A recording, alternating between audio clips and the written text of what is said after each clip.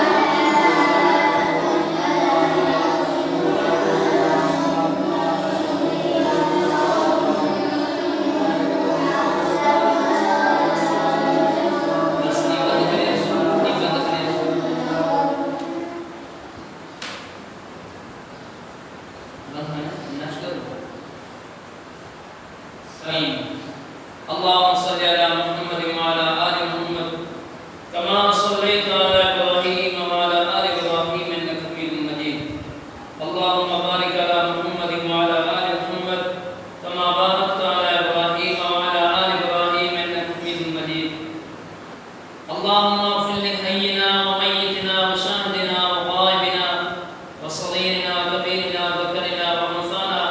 اللهم من احييته منا فاحيه على الاسلام ومن